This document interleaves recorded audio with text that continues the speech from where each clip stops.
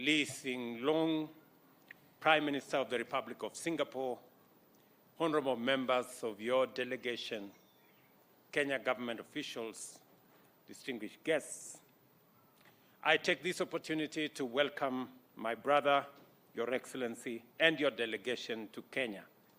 On behalf of the government and people of Kenya, please, by all means, feel at home while you are away from Singapore. Your Excellency, I know that COVID-19 delayed your visit to Kenya as originally scheduled, but I thank you for making this very first visit to Kenya. Kenya is happy and proud to host you, and your presence is a strong gesture of the friendship between our two people and Kenya and Singapore. The Prime Minister and I have had a fruitful engagement during which we discussed how we can work together with Singapore to develop a mutually beneficial strategic partnership in a dynamic and very competitive global marketplace. We have agreed to develop a long-term strategic partnership between our two countries anchored on many sectors of our mutually beneficial relationship. We have discussed the potential of the Nairobi International Financial Center serving sub-Saharan Africa, particularly Eastern and Central Africa region, especially on matters green financing, and Singapore's successful experience and best practices is an asset to us on this particular venture.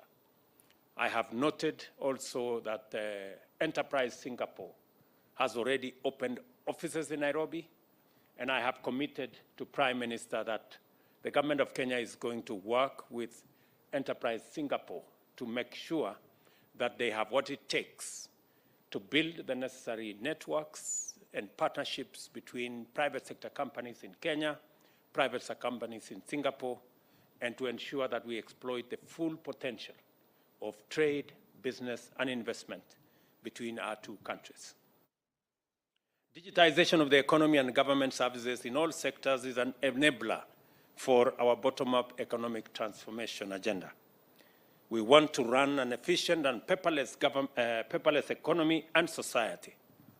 A collaboration between Kenya and Singapore, who have a history of innovation, is key, hence the inclusion of the ICT sector in our strategic partnership between our two countries. I am happy to inform you that His Excellency Loong and I witnessed the signing of 3 memoranda of understanding on ICT, which will facilitate cooperation on cybersecurity, digitization of government services, ICT capacity building, among the other areas. We also signed another MOU on skills development to facilitate collaboration in human resource capacity building for civil servants and students, particularly in specific areas that need to support a sustainable socioeconomic development priorities, especially the ones we have identified in Kenya. As we all understand, the Tibet space is the engine for providing the human capital necessary to assist us in driving our Vision 2030 and our economic development blueprint as a government. We have also agreed that the bilateral investment treaty signed between our two nations on 12th June 2018 be immediately operationalized. We further directed our respective ministers to conclude negotiations on avoidance of double taxation within the shortest time possible. And we believe this will spark and grow trade and investment opportunities between Kenya and Singapore. We have also agreed to actively explore methods of acquiring knowledge and support from Singapore's highly prosperous housing model. Kenyans are currently engaged in the housing debate with approximately 6.5 million Kenyans lacking affordable and decent housing. Singapore has one of the most successful stories on matters of public housing. The Prime Minister has informed me that 85% of all Singaporeans live in decent, affordable public housing. Their story and journey did not start overnight. It began 60 years ago, around the same time we established our housing policy in Kenya. They took some hard decisions and made some sacrifices where they undertook mandatory savings, and the results are there for everyone to see. We are 60 years late in taking this bold step. As a result, our country is infamous for having some of the largest informal settlements that number in excess of 1,140 slums. I don't want us to postpone this agenda anymore, and thus I am asking Kenyans to make the choice by saving into the housing fund so that 60 years from now, we can also have a similar success story to tell. We have invited Singaporeans' private sector to consider investment opportunities in our transport and logistics sectors. We've also explored the potential of Singapore becoming a gateway for Kenya's agricultural products to the ASEAN region. The Prime Minister and I share the view that climate change represents the greatest existential threat to the survival of mankind, and collective and cooperative action by all governments is of utmost importance.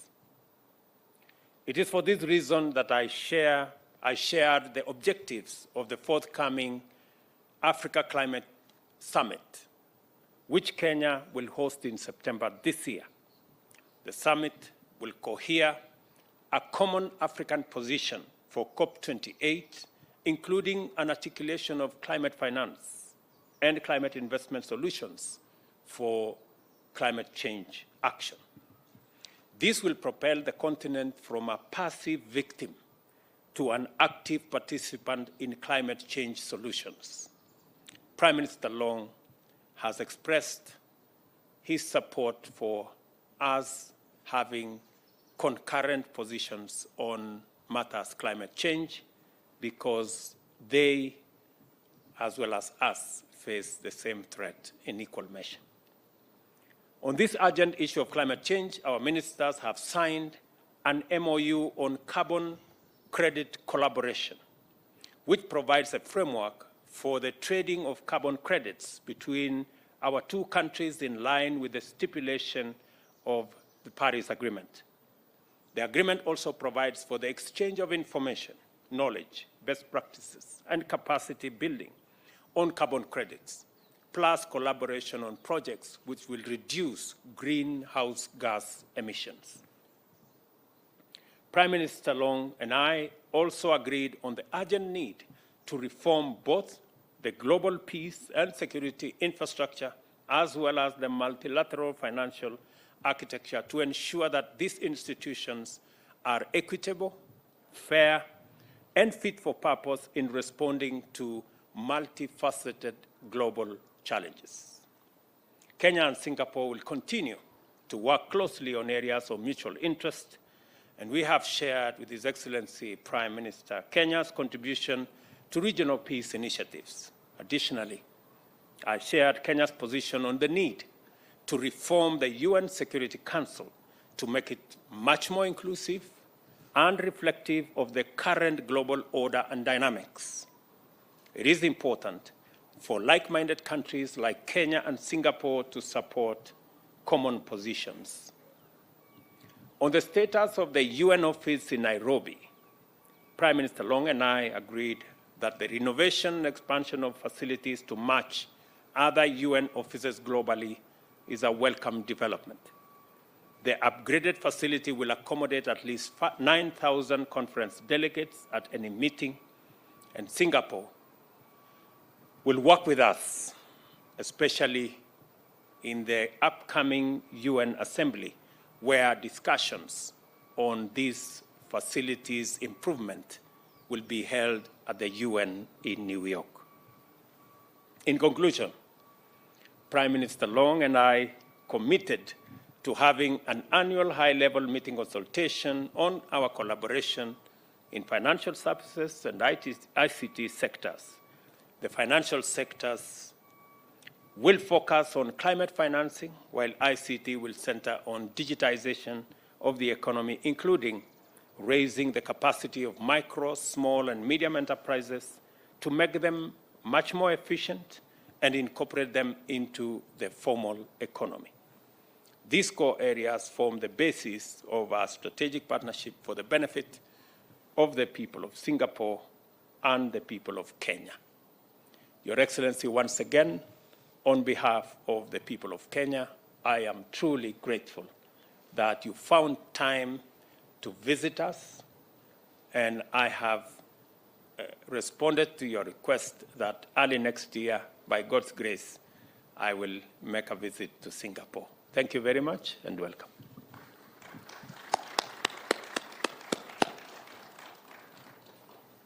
President William Ruto, ladies and gentlemen, good afternoon to everybody. Good afternoon. I thank President Ruto for his warm hospitality and his warm words. This is my first official visit to Kenya, and I'm delighted to be here today. Despite being geographically quite distant, Singapore and Kenya have similar outlooks.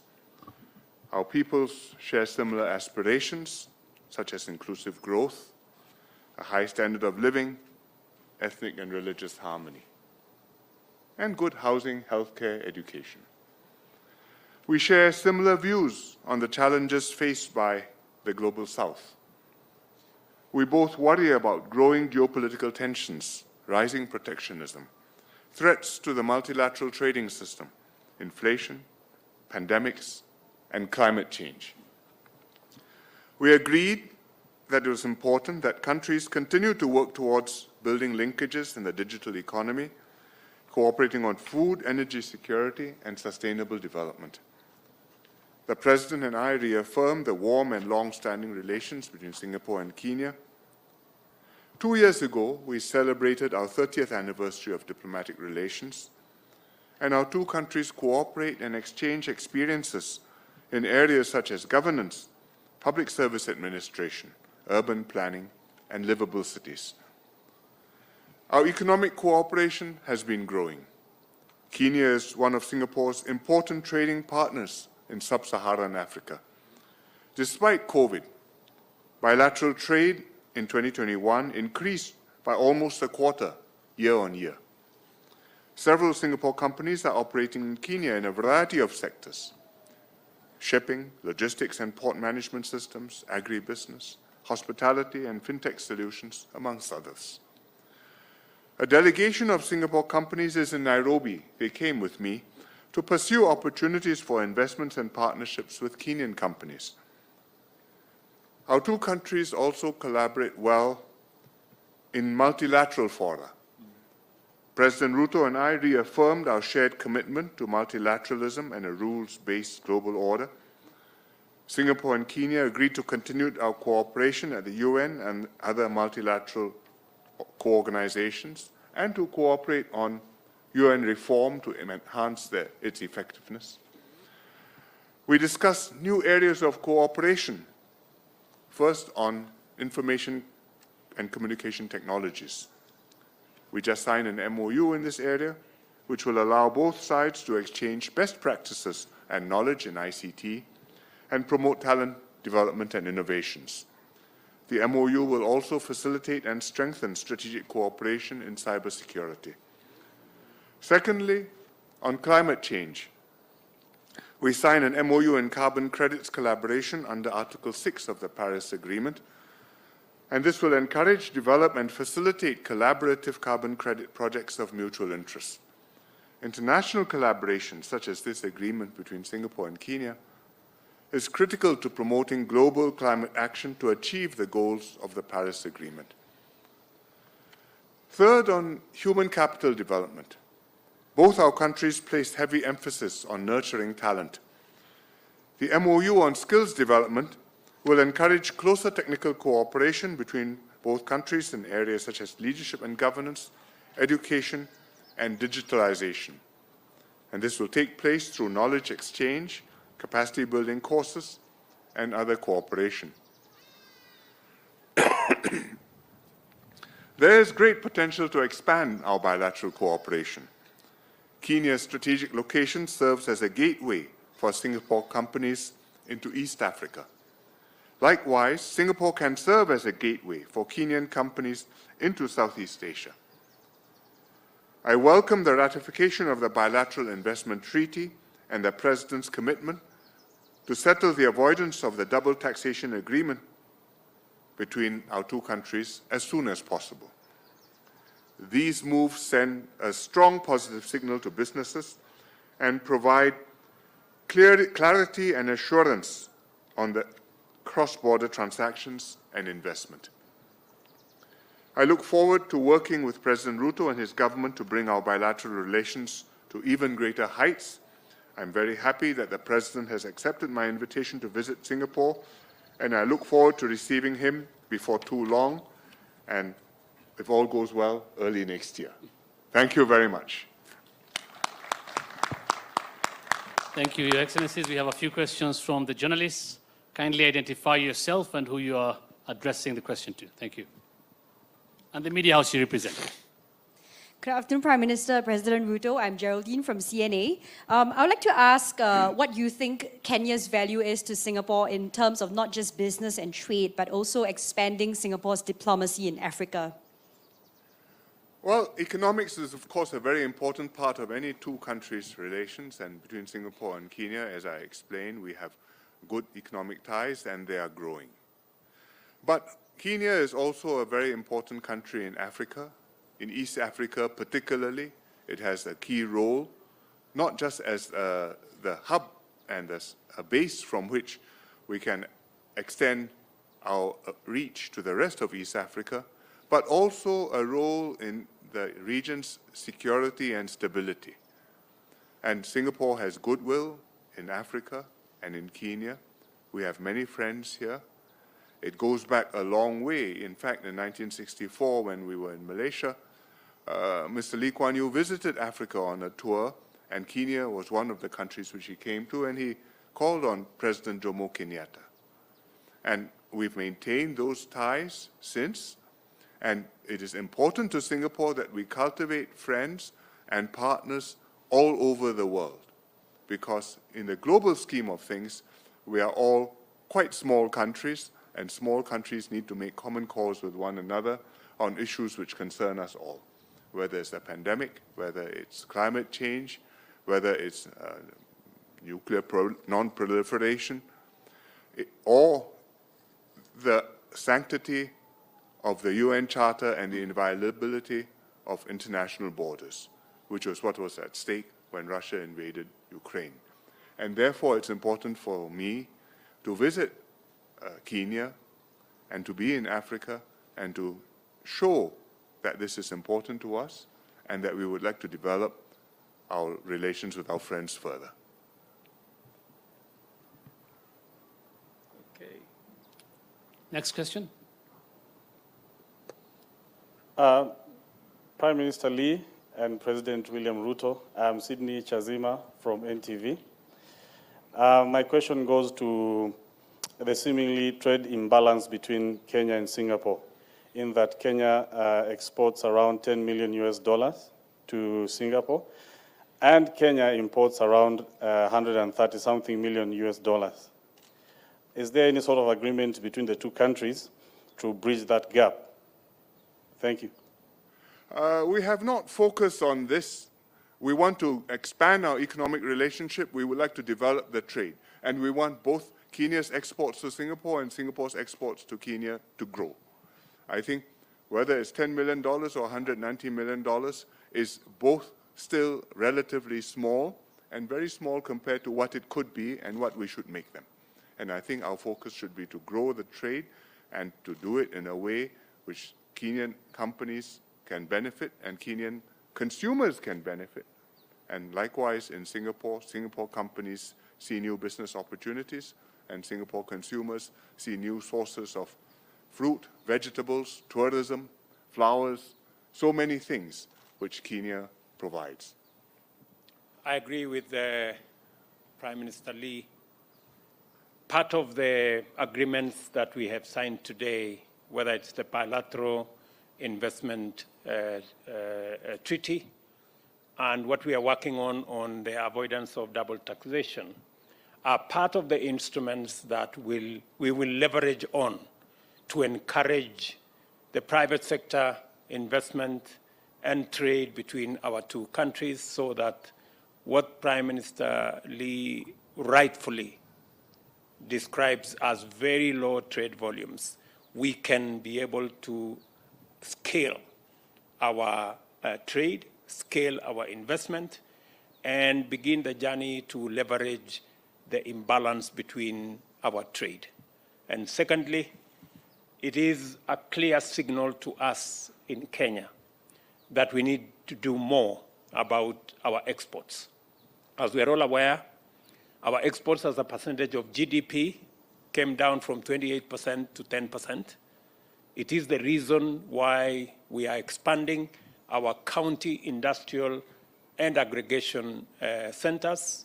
It is the reason why we will have new 5 export promotion zones in the Republic of Kenya, because exports as a percentage of GDP is even reflected in the trade between us and Singapore. There is scale, there is scope for us to export more, not just into Singapore, but to the rest of the world. But value addition and agro-processing will play a big part of our ability to be able to export. And that is why the bottom-up economic transformation agenda is focused on ensuring that we build the necessary capacity for us to do value addition and for us to engage in agro-processing, so that our flowers, our coffee, our tea, our avocados can find their way into Singapore. And I want to thank Prime Minister Lee for agreeing that Singapore can be the gateway into the Southeast Asia and the whole of that region. So we are building the necessary blocks on our side, and we are building the necessary ecosystem together with Singapore to facilitate increase in trade. Good afternoon, Prime Minister Lee and President Ruto. This is Ke Yang from Lianhe Zaobao, Singapore. I have a question on the new areas of collaboration between the two countries, and in particular on climate action. With an MOU inked earlier on carbon credit. Would you like to comment how will the two countries actually move forward and on issues that face the mankind, both on bilateral and multilateral forums, and what is your vision of what can be achieved by the two countries? Thank you. The MOU expresses our intention to collaborate and for Singapore to take advantage of carbon credits which Kenya will be able to provide. Carbon credits which are compliant with Article 6 of the Paris Agreement, and which therefore can be used to fulfill our nationally determined contributions, NDCs. In other words, what we have committed to reduce our carbon footprint, some part of that we can fulfill through compliant carbon credits, and Kenya is producing such carbon credits. We need such carbon credits, and therefore we would like to work together on that. And the MOU expresses our intention to conclude an agreement to work together on that. Climate change is a very serious problem for the whole world. In Singapore, we see warmer weather. You may think it's just a blip, but actually it's a long-term trend, and it's going to accentuate.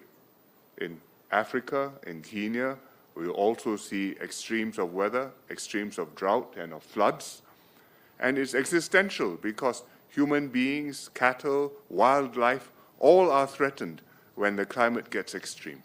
and therefore countries have to work together in order to reduce global emissions of carbon, in order to reduce global warming, and slow down the process of change, of climate change, so that countries and mankind have got time to adapt. And we want to work closely with Kenya and many other countries in order to do that.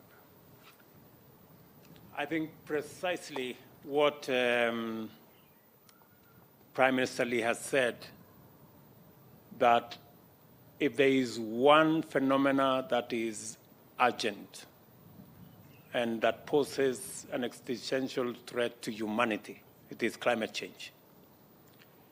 And the MOU we have signed today speaks to some of the solutions that will inform our action towards solving global warming and every country meeting their nationally determined contributions. We are changing the conversation from one of finger pointing and blame game, and we are moving it away from who caused what. We are having a conversation about climate financing, about climate investment. How do we work together to ensure that we support Singapore to meet their nationally determined contribution, but in the process, they too help Kenya to manage the extreme situations that come with climate change in our region. So the carbon trading market is an answer to climate financing and climate investment. And that is the new paradigm, and that is the new space that Singapore and Kenya are leading. Just for the record, 25% of all carbon trading going on in Africa today happens in Kenya. So we are already a leader in the space of carbon trading. And the partnership that we're going to build with Singapore is not only going to speak to scaling up our carbon trading, because I already announced that our next biggest export from Kenya will be carbon credits. We are concluding the legislation around that particular aspect in the next month or so. I will be speaking to members of parliament to explain to them the opportunity that exists for our country in the space of carbon trading, so that we can work with countries like Singapore and others in the space of carbon credit and carbon trading. So that's the new language for the future, especially in the context of climate change. President William Ruto and Prime Minister Lee, my name is Chemutai Goin from Citizen TV, and my question goes to Prime Minister Lee. Kenya and Singapore were almost at par many years ago. 60 years later, while strides have been made in Kenya in dealing with the issues of ignorance, health, but there's still work to be done. What was the magic bullet that Singapore instituted to make the strides it has made and lessons that Kenya can pick? Thank you. I don't think there is a magic bullet.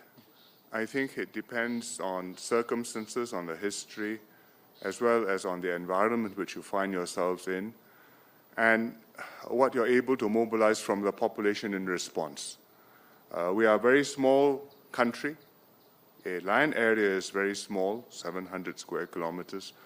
The population is very small. At the time we became independent, 1.5 million, now less than 6 million people, and surrounded by countries much bigger than us, and needing to make a living, do or die. No resources, no natural endowments, no inherited wealth. And that generation of people decided that they would make a go of it, and we, their children and grandchildren, are the beneficiaries who have tried to continue to make a success of it. And fortunately for us, our forefathers' efforts worked, and our economy took off. And Singapore has been able to earn a living for itself. I think every country has got a different path, every country has got different challenges, every country deals with them in its own way, and Singapore hopes to work with them, win-win, mutually beneficially, to help them to progress and to be part of one stable world where we can live in peace with one another and human beings can fulfill the human spirit. I think Prime Minister Lee is being modest. I think they made many correct decisions, which as Kenyans we can benefit from learning. And they are less endowed than us. They have less much of a country than we do. They have a smaller market than we do. So we have most things better than them. But they are better than us because they made the right decisions. I think my invitation and your response, Prime Minister, coming to Kenya, just by coming alone is a testimony for us to read how a country so small, how a country with no endowments, how a country with no natural resources, how a country that was not rich at all and had no inheritance made a success of itself by making the right decisions.